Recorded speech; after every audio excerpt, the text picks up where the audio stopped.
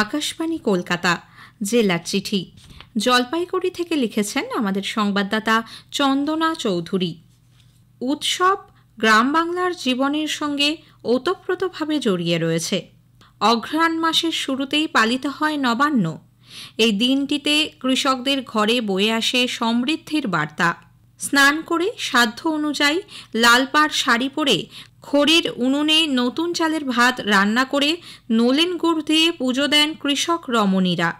কৃষকরা তাদের বাড়ির গরুকে স্নান করিয়ে পুজো করেন রীতি মেনে। গ্রাম বাংলার পুরনো ঐতিহ্য এখনও ধরে রেখেছেন মানুষজন। তার মধ্যে অন্যতম নগর কীর্তন। সাধারণত বাংলায় কার্তিক মাসে নগর কীর্তন করেন বৈষ্ণব সম্প্রদায়ের ভক্তগণ। খুব ভোরবেলায় জেলার বিভিন্ন এলাকায় কার্তিক মাস জুড়ে চলে নগর কীর্তন। পাশাপাশি বাড়ি বাড়ি গিয়ে মাধুকরী করেন বৈষ্ণব সম্প্রদায়ের মানুষজন। মাস শেষ হয়ে যাবার পর একটি অনুষ্ঠান হয়। মাধুকরীর চাল অর্থ দিয়ে প্রসাদ তৈরি করে কীর্তনের পাশাপাশি প্রসাদ বিতরণের ব্যবস্থা থাকে সর্বসাধারণের জন্য। শীত পড়লেই জলপাইগুড়ির বাজারে দেখা যায় কমলা লেবু। ভুটানের কমলা স্বাদে গন্ধে সবচেয়ে উন্নত মানের।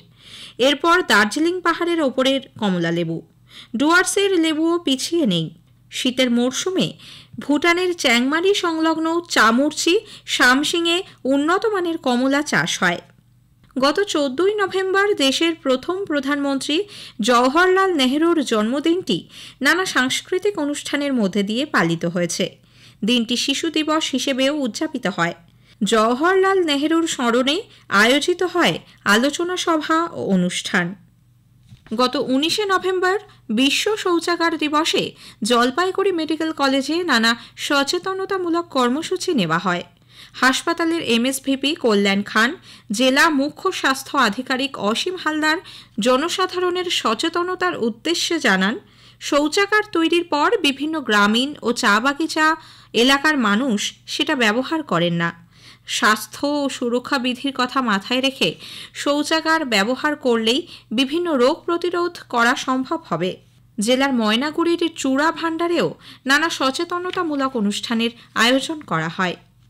দিশারি ক্লাব মোড়, পিসি শর্মা মোড়, টাউন ক্লাব, সদর ব্লকের বিডিও অফিস মোড় এবং বামনপাড়ায় প্রধানমন্ত্রী নরেন্দ্র মোদীর মন কি বাতের 116তম পর্ব শোনানোর ব্যবস্থা করা হয়েছিল।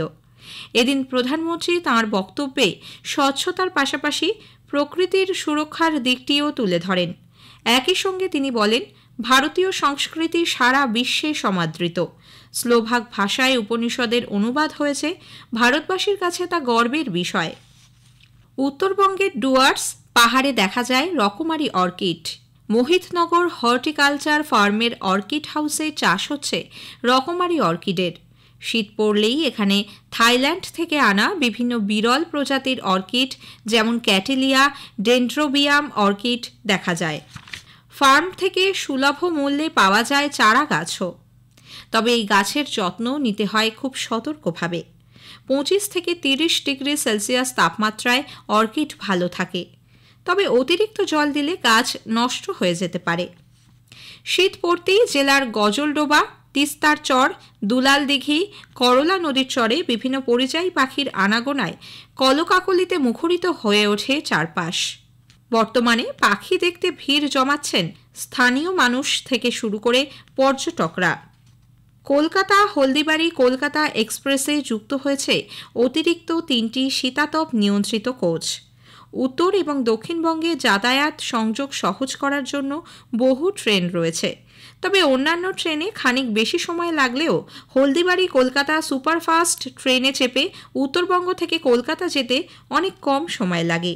সপ্তাহে 3 দিন চলাচলকারী এই ট্রেনে শুধুমাত্র একটি এসি চেয়ার কার কোচ এবং 14টি দ্বিতীয় শ্রেণীর সিটিং কোচ ছিল।